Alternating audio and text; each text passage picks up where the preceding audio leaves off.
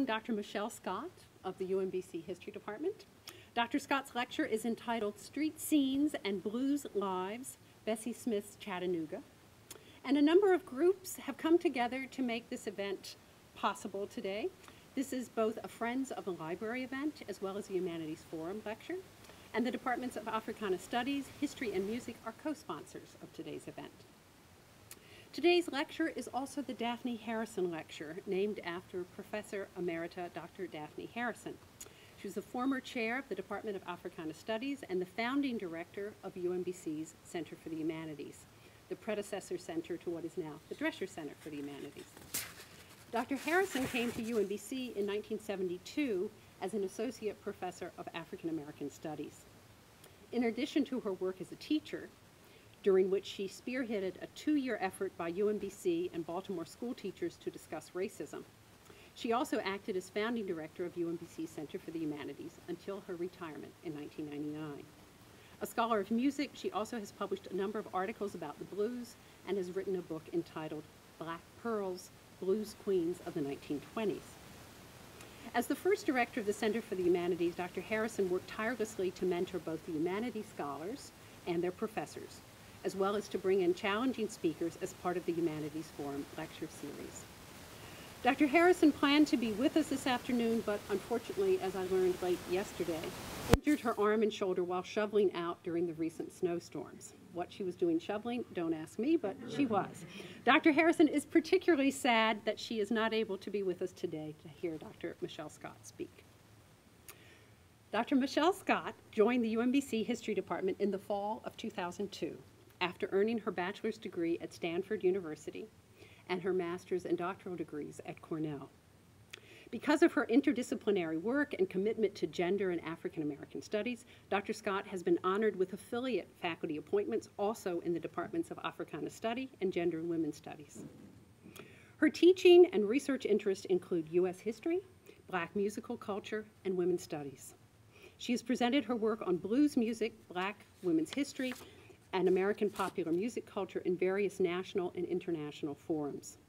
She has been the recipient of a variety of fellowships and grants, including an Andrew W. Mellon Foundation Woodrow Wilson Center Fellowship, a Mellon Mays Research Grant, a Ford Foundation Fellowship, and a Smithsonian Institution Research Grant.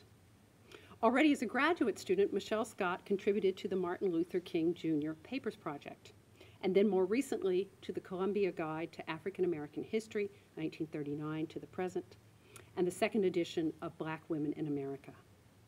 Professor Scott's book, Blues Empress in Black Chattanooga, Bessie Smith and the Emerging Urban South, was published by the University of Illinois Press in 2008. She is already at work on a new study detailing the origins and economic ramifications of the precursor to the Chitlin Black theater circuit of the early 20th century. Here at UMBC, her office door is always open and usually brimming with students, grad and undergrad alike, and some of them have come today, I see, which is lovely.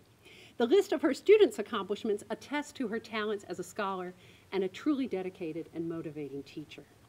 I should also mention that she is a woman of many talents. Now she's going, what is Rebecca going to say now? Although perhaps not in quite the same style as Bessie Smith, she is also a singer in her own right, a member of the Heritage Signature Chorale in D.C., and recently performed to great acclaim, I hear, at the Kennedy Center for the Arts.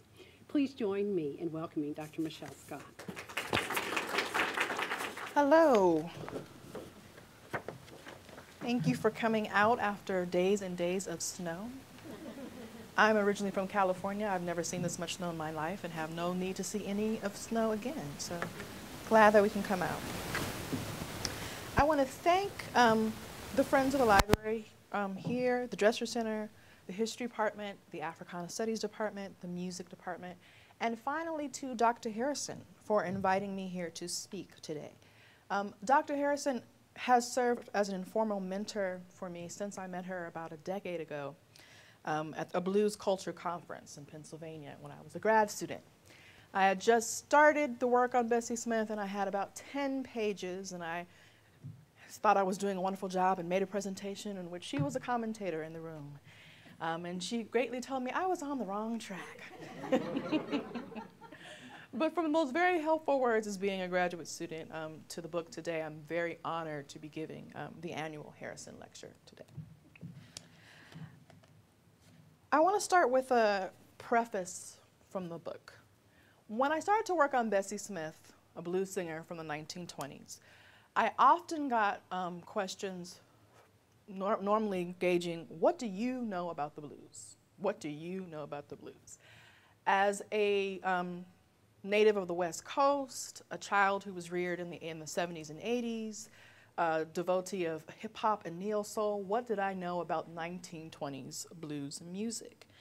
While I loved, and I'm dating myself here, New Edition and I'll Be Sure and Bobby Brown, I came upon the stash of my grandparents' records of jazz, blues, and R&B, and found myself enthralled with women like Sarah Vaughan and Ella Fitzgerald, Billie Holiday, and Aretha Franklin.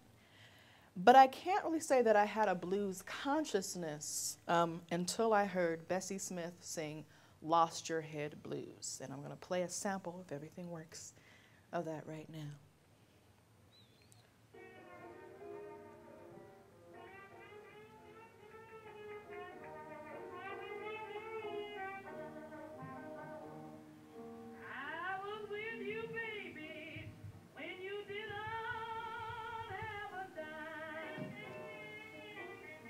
May I have your attention, please?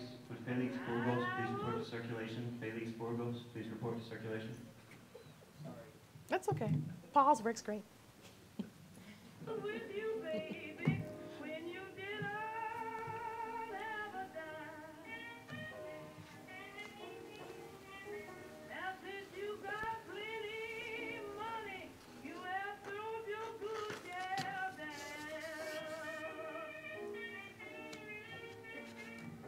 One thing for always, two ways was wise. One thing for always, two ways was wise. When you get a good gal, you better treat her nice.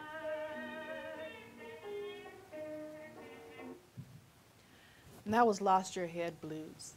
Until I had heard that song, my blues consciousness pretty much consisted of B.B. King, The Thrill Is Gone, and the character In Living Color from the 1990s who played his wizened guitar on the corner. That was all my blues consciousness. But when I heard Bessie Smith sing the lyrics that she just mentioned, I was with you, baby, when you didn't have a dime. Once ain't for always, and two ain't but twice. Being powerfully belted out without the aid of modern amplification, I realized that blues music was not that far removed from the rhythm and blues and neo-soul songs that I was listening to in my youth. I felt what Bessie was singing, and her voice and the vocal delivery, her style, stayed in my consciousness. In later years, when I read that Bessie Smith began her career singing the blues in the streets of Chattanooga, I became fascinated with her early history and the larger function of the music that she sang. What was the connection between the commercial image of Smith that you see here in this 1970 album cover? This is my first image, the sketch of Bessie Smith, my mother's album covering. What's the connection between the commercial image and the community that she sang for? How does one evolve from a near orphan on the streets of Chattanooga to the empress of the blues, or as this album cover says, the world's greatest blues singer? How do you make that connection and not lose the community connection that you have? The transition from an amateur street performer to an international famous musician is one that's rarely successfully completed. Yet Bessie Smith made this journey in an era where her race, gender, and class status should have made it nearly impossible in the segregated United States. It was this transition from street performer to international star that set me on my journey of writing my book, Blues Empress in Black Chattanooga, Bessie Smith and the Emerging Urban South. The book is not a biography, and I'll reiterate, it's not a biography. What I really did was do a community study of Chattanooga using Bessie Smith as the lens. So the larger goal that I tried to achieve was that how the Chattanooga, Tennessee community shaped the woman and the performer that Bessie Smith became, and two, the social significance of Black recreational spaces in the early 20th century.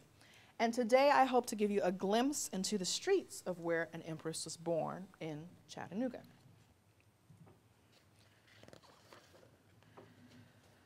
The streets of a city are the exhibition halls of its citizens. Walking through these public halls, all phases and conditions of life may be seen, and the character and civilization of its people judged. So said Chattanooga Reverend Joseph Smith in 1897. As you see here, this is the juncture of 9th Street and Market Street, downtown Chattanooga. As a visitor to downtown Chattanooga in 1900, at some point you're going to be sure to encounter the crowds and the noise of the city's 9th Street. Stretching from the banks of the Tennessee River through the Union Railway lines, throughout the edge of the downtown part of the city, Chattanooga's 9th Street was a microcosm of the city's commercial and social offerings. On West 9th Street, I'll come back in a second, I want to show you the map. This is actually the border between these wards is 9th Street. So you're going through 3 different wards when you're on the major street. West 9th Street was actually the beginning of, it was a fairly white community on West 9th Street. Once you crossed from the 1st ward into the 2nd ward, you entered East 9th Street, which became the main hub of the Black community. If you follow the bend in 9th Street, just past the main railroad station, you would walk into an area where most of the stores, restaurants, shops were catered to African American clientele, but also generally tended to be owned and operated by African Americans as well. So it's as if you went into 2 separate worlds on one street in the middle of Chattanooga. In the midst of this medley of shops and professional offices, restaurants, boarding houses, lay the saloons and theaters that brought some of the most popular musical fare of the period to the town. It was within this community, often in the street in front of these social establishments, that some of the future entertainers of America perfected their craft. Bessie Smith was just one of the people in the early 1900s to get her start as a street performer on 9th Street. Another entertainer was classical tenor Roland Hayes, who you see here. They're contemporaries, even though they sing completely different types of music. And blues pianist and composer Lovey Austin. These were all young street performers in downtown Chattanooga. Now, while East 9th Street was the epicenter of life in Chattanooga in 1900, it began as land that no one wanted. It was actually sold to African Americans primarily because it had been waterlogged land, which contained a pond that local women used to wash their clothes. And it was because of its undesirability to the larger white population that African Americans were able to buy property on East 9th Street. As early as 1868, the city's residents had encouraged both Northerners and Southerners to come to Chattanooga. And they were going to use 9th Street as this, this is going to be the new marketplace of the new urban South. But as you see here from this 1860 photo, they weren't coming to a vibrant hub in the 1860s. They were coming to a torn up street without cobblestone, sanitation, storefronts, very basic, rudimentary buildings. But what 9th Street in downtown Chattanooga became, as you can see this view from Cameron Hill, was a thriving hub of the urban South. In the midst of this hub, African Americans came to Chattanooga from the lower Deep South states, and they used this as a transition point in their migration path. When most people talk about migration or the Great Migration, there are several migrations of African Americans. They talk about African Americans moving from the rural South to the urban North or perhaps the urban West. Well, Chattanooga was a primary pivotal zone before this larger Great Migration happened in 1915 to 1930. African Americans moved from plantations into urban southern sectors as soon as they were allowed to do so after slavery. So Chattanooga was kind of this midway point before going to bigger cities like DC, like Chicago, for example. Now, segregation and racial hostility existed in Chattanooga, even though African Americans were allowed to purchase and own land and were doing relatively well. But segregation was a bit different. It was a little latent to come to the city than it was in other areas. Even in 1900, up as late as 1912, you still had 40% of the police officers' corps was African American. You had a substantial number of African Americans who were firemen in the city. Segregation kind of came late to Chattanooga. And the fact that you were still able to prosper as an African American in the early 1900s was noted in African American periodicals. One that said, "It's simply amazing to note the progress of the people of Chattanooga with their splendid business enterprises standing as a monument to their thrift and energy. I was simply amazed when I was informed that a greater portion of them came from the lowest positions as menials and on farms and on the railroads, in the mines and in the foundries. This much can be said of business Negroes of Chattanooga, that they rank head and shoulder with those of any city of similar size in the country." In that quote, you can kind of see that there was praising of the business class in Chattanooga, but also the fact that they're coming from the lowest class of menials, laborers, railroad workers, mine workers. Essentially, the business class in Chattanooga were working class African Americans who were able to cater to migrant industries, save their money, and be able to buy small portions of property. So they were a working class group if you look at them in terms of the money that they actually owned, the income they earned. But they saw themselves as a rising middle class in terms of their social status.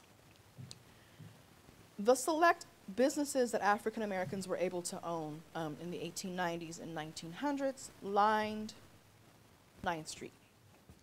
This is the Union Hotel.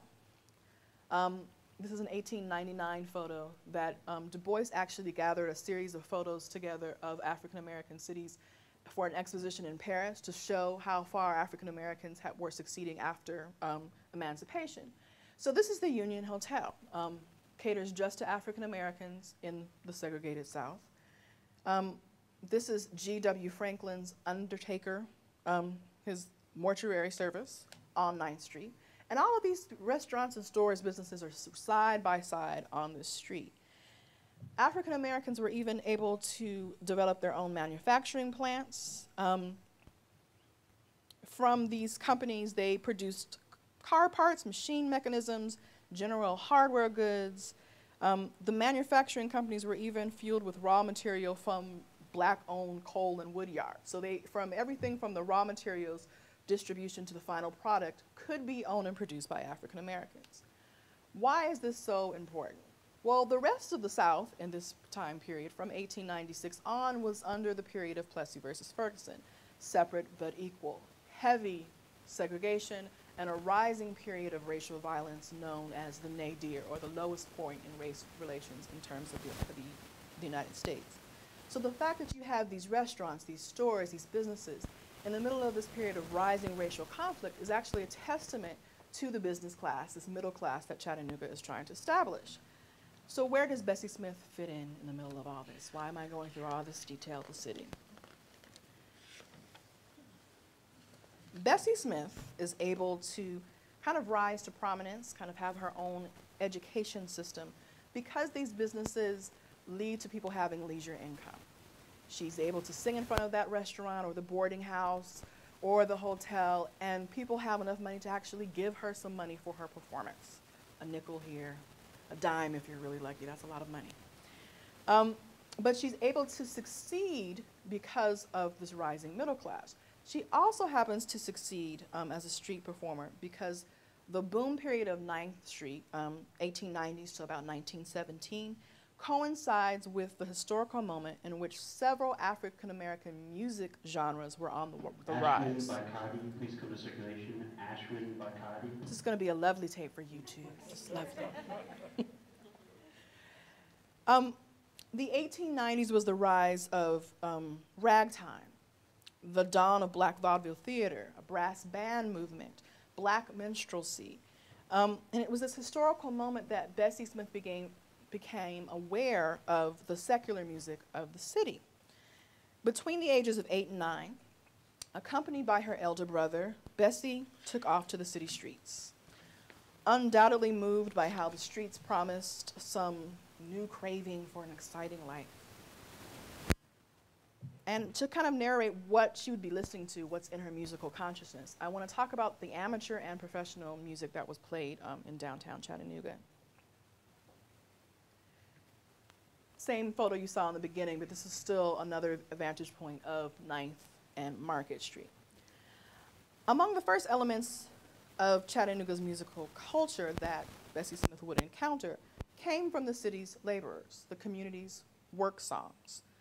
As a child surrounded by washerwomen, including both her mother, Laura, and her sister, Viola, she would have heard hymns kind of being murmured as the laundry was being done. But she would have also heard the work songs or the street cries as she traveled along 9th Street.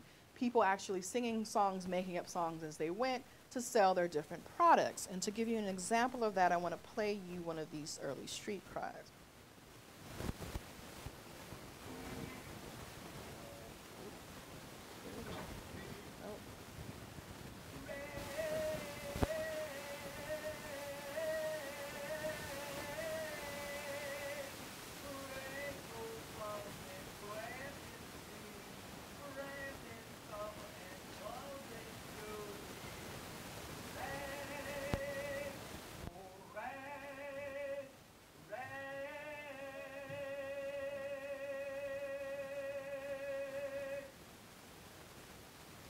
So she might have heard these street cries along with some other amateur music. She also might have heard work songs, songs that laborers actually sang to speed up the pace of the labor tasks that they were involved in, whether it be digging a ditch, laying railroad ties. And an example of one of these work songs is the song that I'm about to play you now.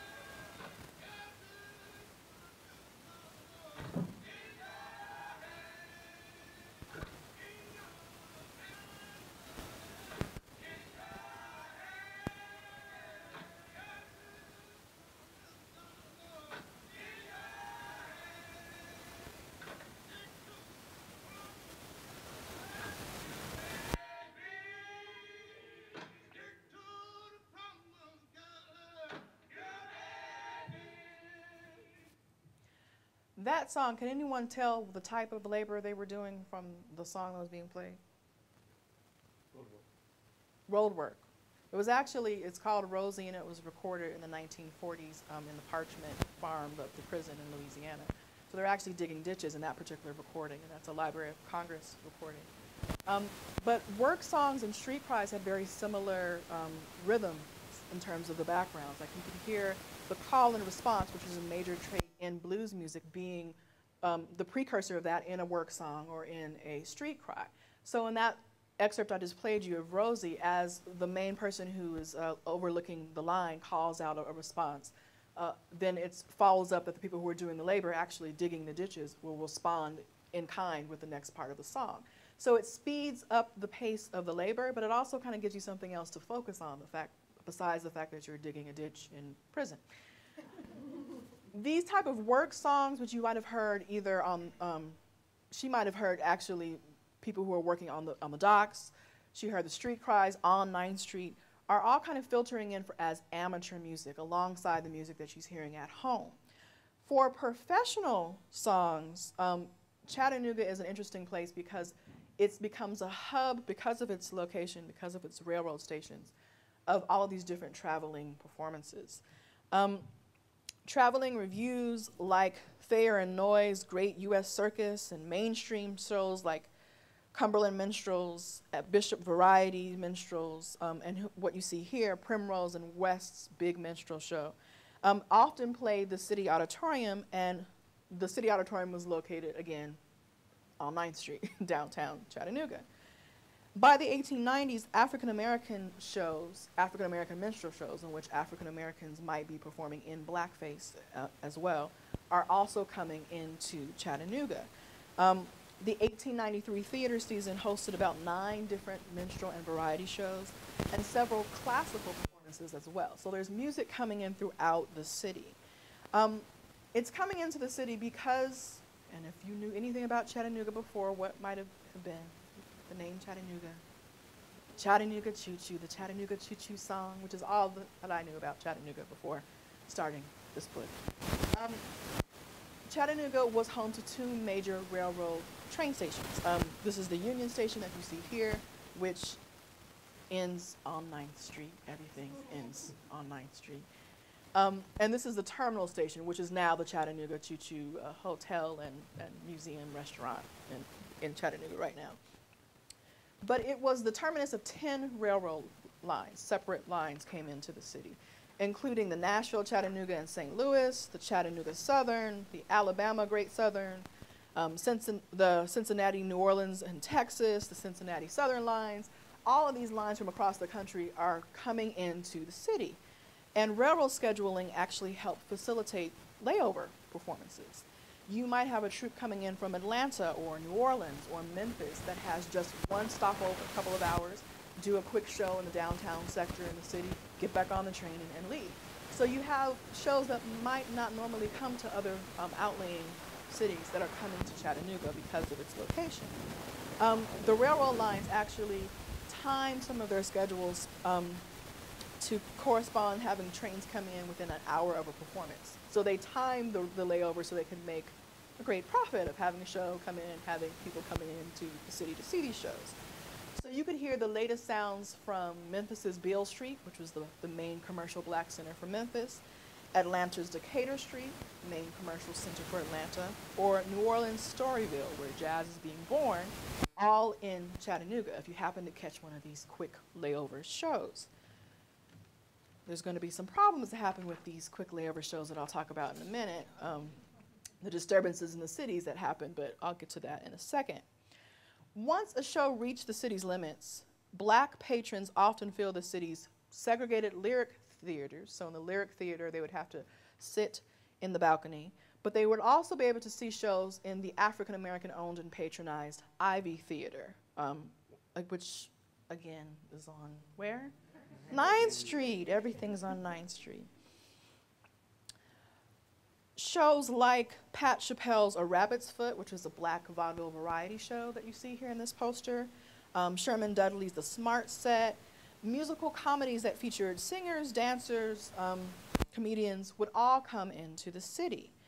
Now, a key advertising feature for many of these shows was the free, large pre-show parade that helped to advertise a variety show. A novelty parade, as you can see here in this 1912 newspaper ad, roamed the city in hopes of increasing the audience for that night's engagement. So immediately they get off the train, put on their outfits, get their instruments out, and say, okay, where are the people? We need to get them to come to this night's show.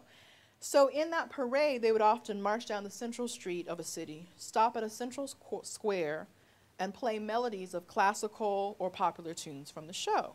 And Chattanooga's 9th Street was an ideal market for this type of advertisement because everything stopped at the Union Station and everything had to pass by through all of these main venues on 9th Street. And the type of music they might have been playing tended to be big band music from the brass band movement. Okay. Typical band music.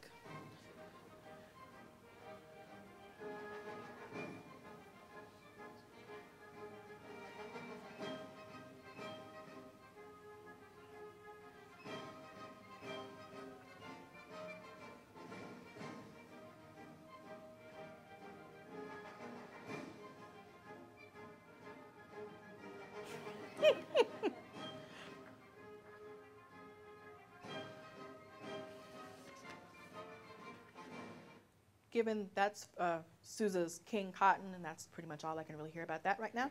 So I'm going to move on. But I'm just trying to show you the different types of music that are in her consciousness. Now, Bessie Smith, at the age, between the ages of about 8 and 9, is hearing all those different types of music, and she decides with her elder brother to go down to 9th Street. She lives in a place called Blue Goose Hollow. I'll show you pictures of that in a moment. She decides to go down to 9th Street and see if she can make some money to supplement the family's income. Bessie Smith is the youngest child of 10 in the Smith family. Her father died when she was about age 6, and her mother died when she was about age 8. So the income and the actual functioning of the family all falls on the shoulders of the eldest sister, Viola. And Viola pulls in money into the family by doing laundry work, which is what Bessie Smith's first connection with wage work would have been. And this is the type of laundry work they did. Blue Goose Hollow, this is not a photo of Blue Goose Hollow. This is actually North Carolina, a photo courtesy of Special Collections here at UMBC. But the type of work that they might do as a laundress is, it enabled African American women to keep their families together, because as you can see from this photo, all of your children were involved. You're not going to a separate house to work in a separate household or one of the hotels. You can do your work right in front of your own cabin or house. But as you can see from this photo, it's not very inviting in terms of the labor that you're actually involved in. The homes in Chattanooga, and this is Blue Goose Hollow, are the shotgun home styles, and basically made in one long row. If you make a shot right here, it would end at the back of the house very quickly, 2 to 3 rooms. Blue Goose Hollow was situated, like many African American neighborhoods in urban South sectors, by the railroad tracks, between the railroad tracks and the river. To get away from this, and this is her vantage point of what everyday life was, she wanted to go see downtown 9th Street. So she begins to sing. And I want to kind of describe the mobile show that she's involved in at this young age. Typically, the mobile show that she created consisted of her and her brother Andrew dancing and singing popular tunes of the period. Bessie would normally go, usually from Blue Goose Hollow, down through West 9th Street and then into East 9th Street. And it seems kind of simple. Okay, you sing a song, you put your hat down on the ground, and then you're done. But street performance was a little bit difficult, particularly in terms of gender norms, class norms, racial norms. She's going through West 9th Street, which is populated primarily by whites. She then has to go into East 9th Street, but she may be 10, 11, she's young. An unchaperoned girl, even an unchaperoned African-American girl, is something that's seen as not respectable. So she is chaperoned by Andrew, and then she has to negotiate, well, where am I going to perform, and what am I going to perform? Even though she's a child, she's not singing children's songs, and I'll play an example of that. She's belting out the songs that are coming from the variety theater songs that are coming into the city. She has to negotiate where is she going to sing, particularly in the place of weather. This type of environment would not be conducive to her singing a street performance. She also has to kind of have a strategy to figure out when people have gotten paid, so they'll be able to give them the most money that they can, and she'll be able to basically plead for the most money that she can. She's mindful of the street environment. Women are susceptible to all types of crimes that Andrew would not have been susceptible to. But Bessie had an entertaining style that basically interested whatever area of the city that she performed. As a friend of Andrew's, Will Johnson, recounted, Bessie would often sing, "Bill Bailey, won't you please come home?" Remember, she's 10 years old now, and I'm going to play you an example, and then try to picture a 10-year-old singing some of these lyrics.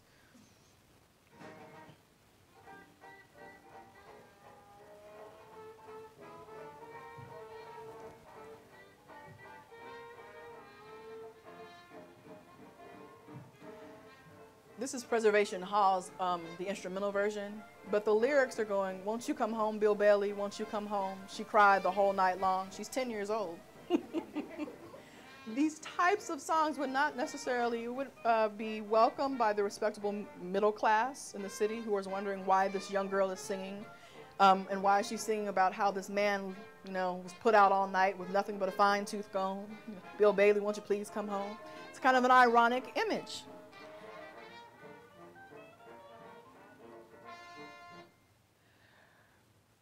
The image that I recounted, young girl singing a very mature song, making her livelihood by dancing and singing for spare change, is an intriguing one.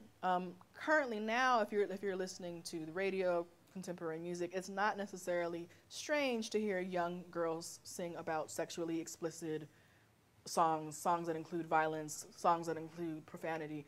But it's very strange to see someone in 1912 singing that type of music.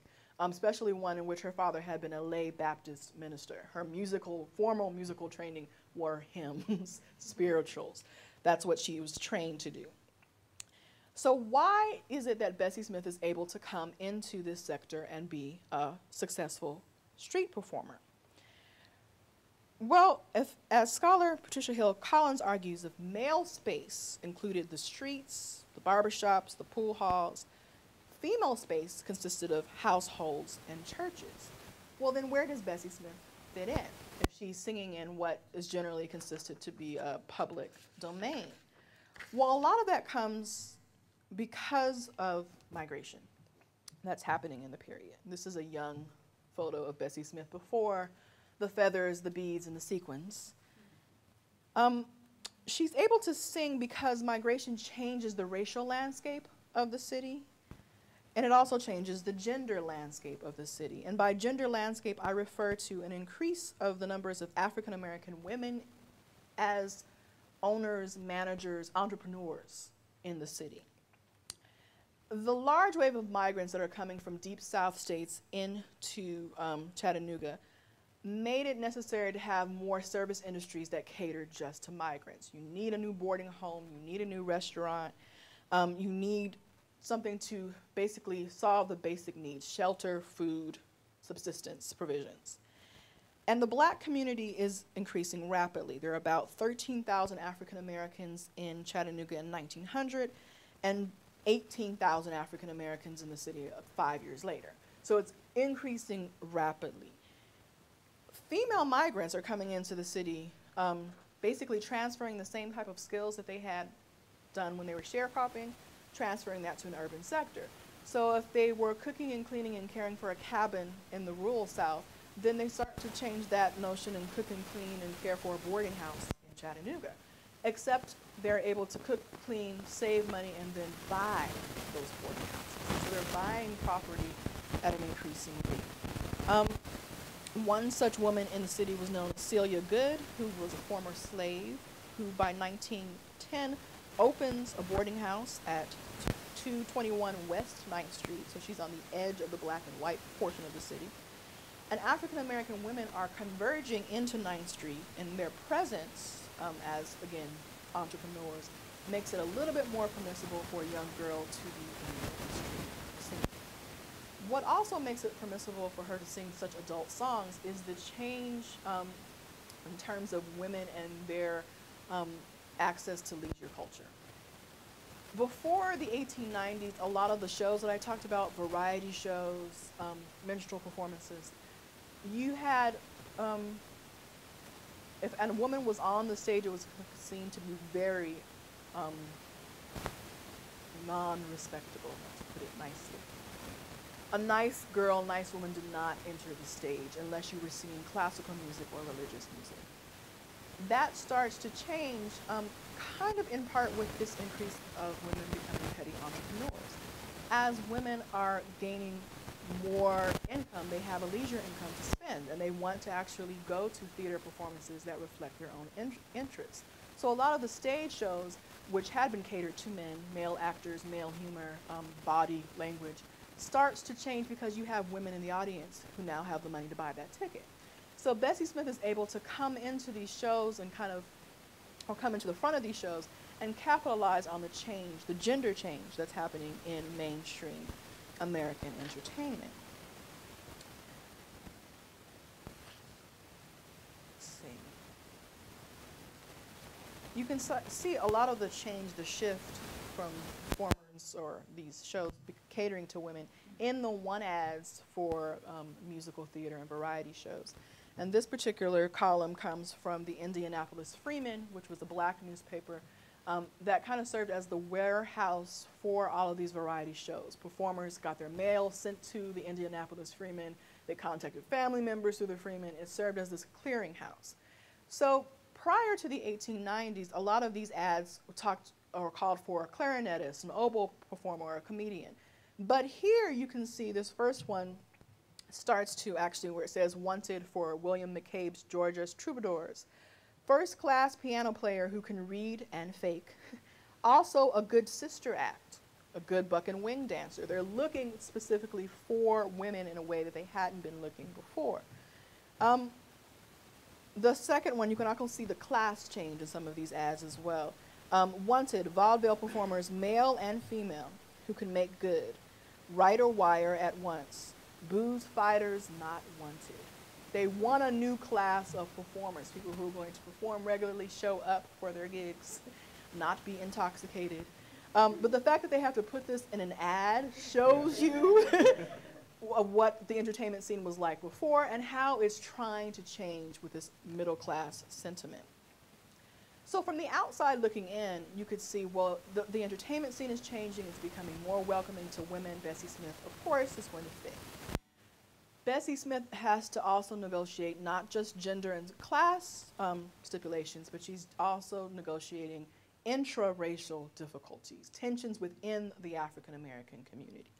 Street performing, saloon performing, the concert saloon, none of that was seen as respectable to the main business class of black Chattanoogans, even though they may have become middle class by working in a saloon and selling alcohol. They then want that next generation to learn how to play professional piano like Roland Hayes, to sing classical music. They don't want to have that next generation of their children to sing and dance and perform in the same type of environment that had led them to actually earn their money. So there is a split between the class in Chattanooga. A lot of the tension comes from where these performances were actually taking place and later how they were advertised. This is an advertisement for Bessie Smith after she's become the Empress of the Blues, after she's left the street performing. And she becomes Columbia's Empress of the Blues, and this is one of the A and B sides that she's selling, called Hateful Blues. What a lot of middle class and working class African Americans feared was that if their sons and daughters became too entrenched in this new performance venue, that they would be relegated to playing the minstrel role. If you look at this photo or this sketch, wow, but Bessie Smith spills fire and fury in Hateful Blues. The main thing that you see if you're looking at this personification of a woman is a woman in blackface. Large lips, bulging eyes, chasing after a man with an axe. The whole attitude of Hateful Blues, which might go with the lyrics, but often a lot of these blues lyrics that become popular at mainstream labels like Columbia are not being written by the performers who are singing them. This is the advertisement that gets mainstream Americans to come in and rush to buy Hateful Blues, but that might not have anything to do with the performer who's singing the lyrics or the life that she's lived. So a lot of the fear from the middle class comes from the fact of how is it going to be advertised? And then in Chattanooga specifically, where is this music being performed? Bessie is singing in front of saloons. She's singing on the edge of 9th Street where there are saloons known as the Owl, the Shamrock, and they're so full of life that they fill the annual police reports as sites of what they call, quote, general melee. The vaudeville theater crowd could also be very disrespectful. They could throw sticks, spitballs, cigar butts, peach pits during a performance. There was also a series of prostitution houses that lay on the outskirts of East 9th Street, particularly near Florence and Helen Streets, that were marked, and this is how they're discussed in the newspaper, in the black newspapers. They were marked by dark stairways that led from the pavement to regions even darker, where human beings trafficked and traded with other human beings, sometimes colored and sometimes not. So the fact that you have prostitution happening, you also have interracial prostitution happening, all together in this environment where people are trying to become a success, trying to raise to the next class, taints the type of performance that Bessie is involved in.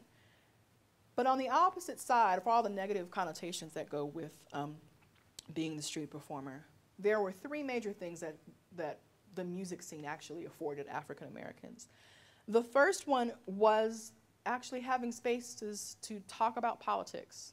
Now, I'm not saying that they planned grand acts of revolution in a pool hall or anything like that, but these recreational spaces, the saloons, the restaurants, the boarding houses, gave a safe space for African Americans to kind of hide behind the veil. To give you an example of what I mean, when Ed Johnson was lynched in 1906, and it's one of the only lynchings that happens in Chattanooga, and he's hung over Walnut Bridge.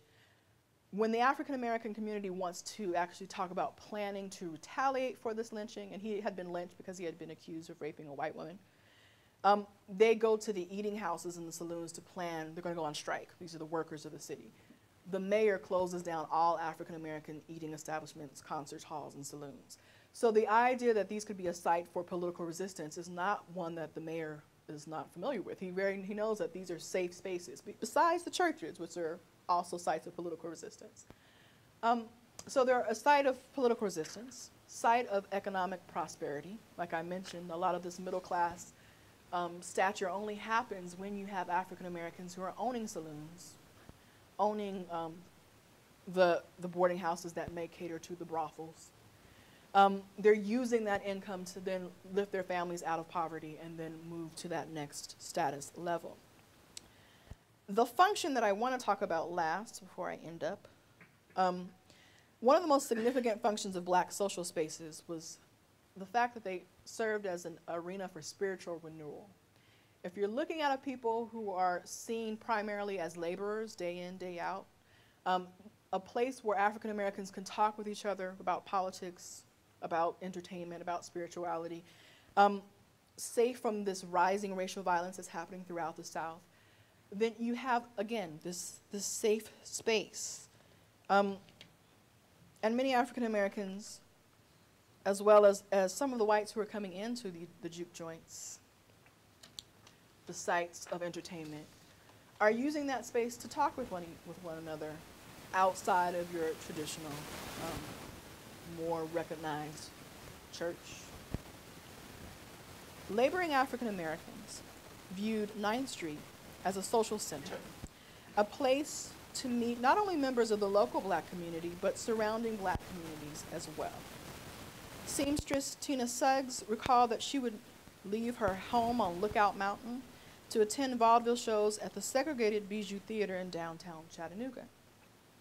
The city's saloons, theaters, and house parties drew in African Americans from Birmingham and Atlanta, and afforded Chattanooga Blacks the opportunity to congregate with other Southern African Americans, and undoubtedly form some of these long-lasting bonds before the work week forced them to go back to their subservient labor jobs. Ultimately, for African Americans in Chattanooga, Black social spaces were one of the few veiled environments in which they could be truly human, and this renewal of their humanity occurred on the Big Nine, in the streets of Bessie Smith's Chattanooga. Thank you. I suspect you may have questions, and I think you're willing to entertain, Yes. right? Or you could just rush out and buy the book. there's That works the too. book. You mentioned a couple of people in the beginning that you said were Bessie's contemporaries, and they also sang on the streets of Chattanooga. Would she have known them? Would they have been friends since they all worked on the street together? They didn't know each other as if they were like a small knit family. She would have just seen them as other people singing on the street. They knew of their Chattanooga upbringing once they all became famous, but they're like, oh, you were the person singing in the Silvertone Quartet, but they didn't know each other at the time. Okay, thank you. Yes? What evidence did you have that the railroad schedules were organized around the show times rather than vice versa? Oh, I actually went through the Smithsonian collection and looking at the railroad schedule. So it came from wonderful, source, a dissertation on Chattanooga railroads that said, made that argument. I'm like, well, how can I actually back that up? So I looked at the railroad schedules, and then I looked at the timings of the show that you can see through all the newspapers, both the African-American newspapers and the mainstream newspaper. And I don't know if they were that decided about it, but it was pretty much time within an hour of the Chattanooga Southerns coming in, boom, this show in City Auditorium is going to happen in the next 20 minutes. So a lot of research that seemed really non-essential at the time. Yes? I wanted to compliment you on the fascinating research and your presentation. During your exploration of the various papers, you referred to restoration, that in the beginning, Chattanooga was an old place that there was some restoration. I was just curious about, did you find anything to indicate there were many architects? Like, you mentioned Union Hotel, and I was curious as to who were the original builders. Okay. A lot of that land, like from that early 1868 photo, was held, again, sold off after the Civil War. African Americans are coming in. At the same time, the working class whites are coming into the city. So they're also buying up property equally. I didn't come across any specific African American architects that are designing the buildings, per se. But there is a sense that you might have had a store that opened up on the edge of West and East 9th Street that didn't do so well in the white community that can then be sold off cheaply, and they kept the same facade, same building, and reopened it as a black confectionery shop or something like that. So I don't know if they were so much designing from the actual blueprints on, but they were definitely making use of whatever building and space they could find in the downtown sector. Yeah. You made the analogy between the 10-year-old Bessie Smith and some of the more the Miley Cyrus's, the very sort of sexualized young women who are singing inappropriate lyrics. And I wonder if you could talk a little bit more about the way in which the women who were older than she was, who maybe were the age of her mother, who wasn't in the picture, is there any kind of information that you have about the relationship between those women and Bessie Smith? Because my instinct would be, these are not going to be women who are excited about the idea of a 10-year-old on the street singing these songs. Right. The difference between her eldest sister and Bessie is about, I want to say, it's 15 years. So, yeah, the mom kept on having kids. She didn't have any more. There was a resistance between her older sister and Bessie. Viola did not want her sister to be singing on the street. But you also remember that they needed this income. There's only so much income that you can raise as a laundry worker. Andrew and Clarence, the eldest brothers, were also working doing day-to-day labor. But Bessie became successful, first as a street performer, but then she was able to audition for one of these variety shows. So she actually leaves Chattanooga, goes to Atlanta to perform in variety theater about the age of 16, and is sending money home. So where Viola in the beginning is like, I don't want you singing this music. This is a traditional Baptist household. The check that, that it comes home from that dime that you were getting, and now you're actually sending funds home. And she's chaperoned in Chattanooga. And she's also chaperoned to some extent in Atlanta. The whole idea of a wild and crazy Bessie Smith that was drinking and over-sexualized, that comes after she actually becomes a commercial success. When she's a chorus girl in Atlanta, she's with several other young women, and they are chaperoned, watched during rehearsals. They're all bored together. There's really a sense from the older women actually on the circuit that these young women need to be watched and monitored. So there is a mentoring kind of protective attitude going on until she hits about 18. and then all bets are off. Yes. But what's the structure of the business that she's engaged in when she's young in Chattanooga? Is this like street busking that we know today? Exactly. Or is she renting space from somebody? No, it's very similar to what you would see in the New York City subways, or if you went to downtown DC and saw people playing go-go on buckets. It's you set up your little corner, you see how long you can do a performance and how much money you can get in the hat and take it home. So it wasn't a sense of her renting out a performance or saying, I am Bessie Smith, Chattanooga street performer. There was not that type of formality to it. So she's kind of competing with people like Levy Austin, with Roland Hayes, seeing how much income that you can make along the side. So it's very kind of catch as you go. Yes?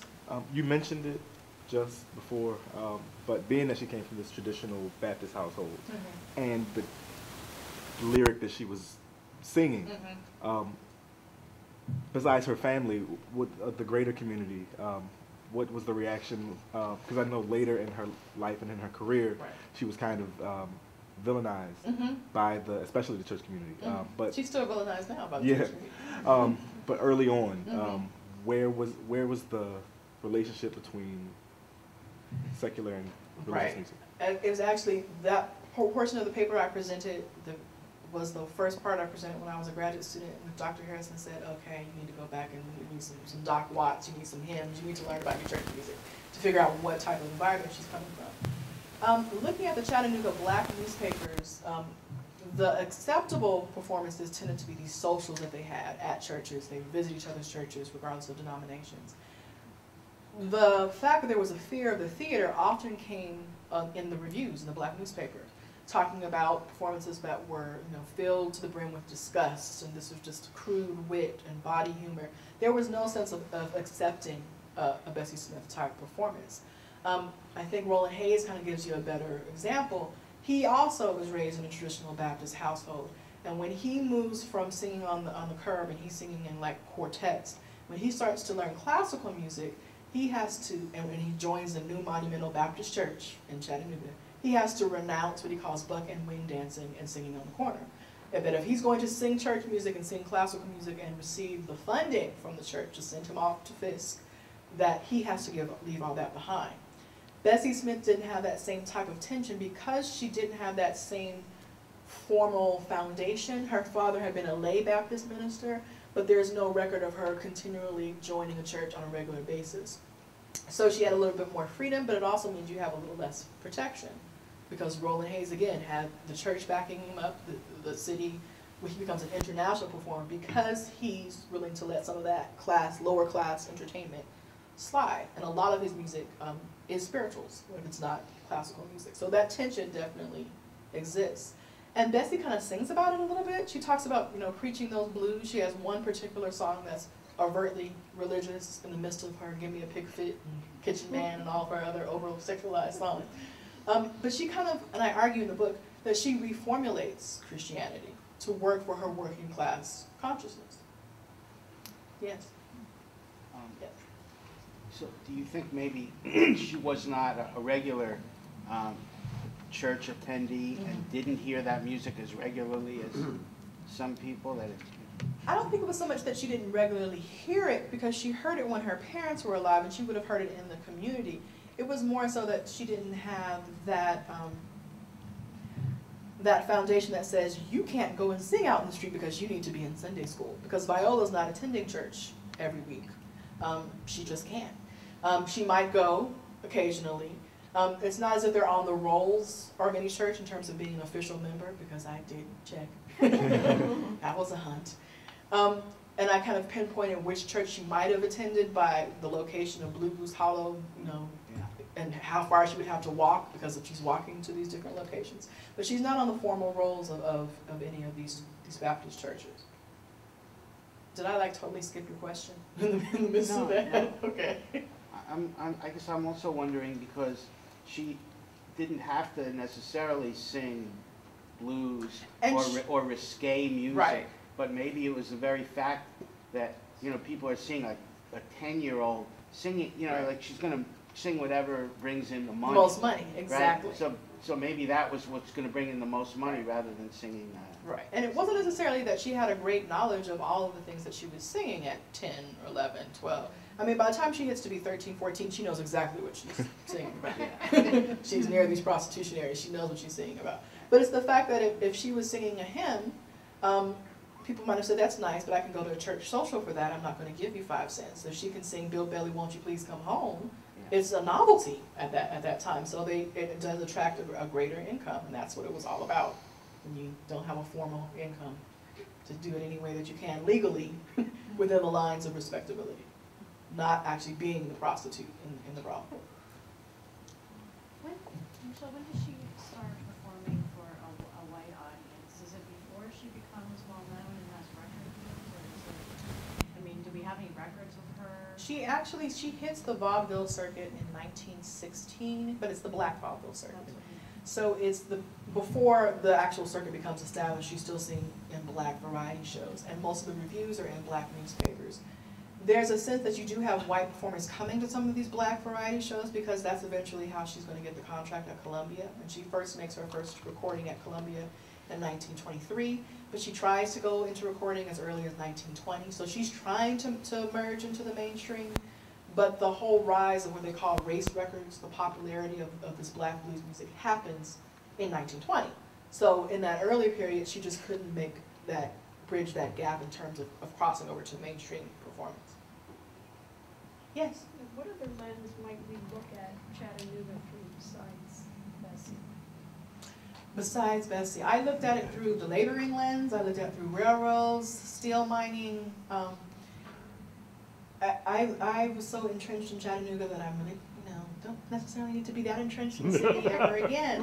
Hence, the next book is looking at multiple cities. But I think, besides looking at from the music context, besides looking at Bessie, looking at as this midway period of the emerging urban South, when people think Southern city, Chattanooga doesn't tend to come to mind. It's Atlanta, it's Memphis, it's Birmingham.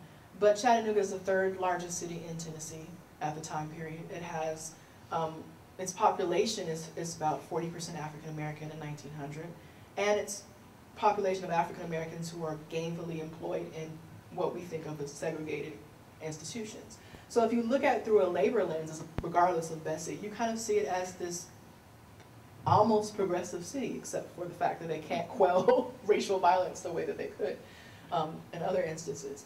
But even looking at some of the racial violence, again, the one lynching that I found was the Ed Johnson lynching, which they managed to take that case all the way to the Supreme Court. And actually find the fact that this was, well, I guess our modern version would be a hate crime. That is not happening too often in other southern cities in 1906, 1908. So it's seen as a progressive city, but it's a mid-sized, small city chugging along with its railroads. Other questions? Yes? I'm wondering if you have a sense of how racism would have played a part in whether people would actually give her money or not give her money. Do I have a strong sense that I can pinpoint? Who was giving her money? White people, black if she's people? when she's performing in places on West 9th Street, she's performing primarily for white customers who are in the street. She, at 13th and Elm is also a corner that she kind of goes to because it's near, where some of these white businesses, hotels, travelers coming in. She bases a lot of her shows near the black theaters on East 9th Street. Now I haven't looked, with it being an informal practice, see how much money she made on West 9th Street or 13th and Elm versus how much money she made on East 9th Street. But the fact that she kept coming back, you're also getting your new music from the other street performers on East 9th Street. Kind of shows you a sense that racism is going to play a part in everything that's happening in the city. But as long as she's a novelty, she's going to make money. As soon as she becomes one of 5 young girls singing Bill Bailey, Won't You Please Come Home, it's time to move to the next corner and sing another song. And she has to do that. That's part of the negotiation of a street performer, finding something new. A lot of the stuff that you said about Chattanooga sounds like it could be applied to Baltimore. And I was wondering to what extent, because the railroads and everything, and where they had 9th Street, Baltimore had the Avenue, Pennsylvania Avenue, and how they function, and because a lot of the railroads that you mentioned in Chattanooga were going through east to west, but also some of them were coming through Baltimore. So I wondered, where was the, how we have the concept of sister cities now, but if they had that sort of relation. That's actually the project that I'm working on now in this next book. Because instead of looking at individual performers on stage, I'm looking at the circuit and I'm using the cities of, I'm using Baltimore and the Avenue, I'm using DC, the Howard Theater, U Street, Philadelphia, South Street, Chicago, South Side, Atlanta, and Decatur Street. I'm looking at these streets, which fascinated me when I was doing my early research, just trying to say, well, how do these commercial centers function beyond what's on stage? What happens in the boarding house? What happens in the restaurant? How do they communicate with each other? Is it the railroad? Is it the fact that the porter is actually taking information from one city to the next? I'm really interested in these connections of communities, because Chattanooga is not working in a vacuum. You know, it's interesting because Bessie was there, but like you said, Bessie could have been in Baltimore and much of my work would have sounded the same, except she would have had more access to New York and maybe be able to be, you know, recorded at an earlier. Because like later on, you had Billie Holiday come through. Right. You had Ella. You know, you had people. Right. And Billy's coming in from coming to Baltimore, going to New York, singing at the Apollo. Ella's coming from Norfolk, Virginia, then going to the Apollo. Sarah Vaughan's, you know, they all have their local community. Ethel Waters is in Philadelphia, street performing. Then she goes to New York and records. So they all have this same central kind of background. And it's also interesting to see how much the church and the class status functions in these different cities. How much does that actually free you up or hold you back from making these larger connections with mainstream society in terms of recording? Go ahead. Also, with that church connection, I'm just Yeah. thinking, because I was watching a report and they were talking about jazz music and how it's stymied, but the extent of the borrowing between the two, as gospel music came into you know, different generations came up in the church, they borrowed things from the blues and from jazz, and vice versa. People came up from, you know, the 20s gospel that was influencing jazz is different than the 40s. They're taking it almost sometimes frame for frame, bar for bar, and I get sense that I'm running out of time over here. But I have, if you want to talk to me later, I have a Mahalia Jackson versus Bessie Smith, two songs that sound very similar. One is clearly gospel, one is clearly blues. So they're definitely borrowing from each other.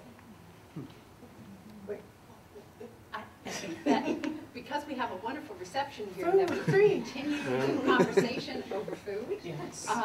And I also want to invite you on March 3rd to hear another humanities forum that also involves music, in this case 17th century French music by Skip Morin from our Department of Music. So please join me in thanking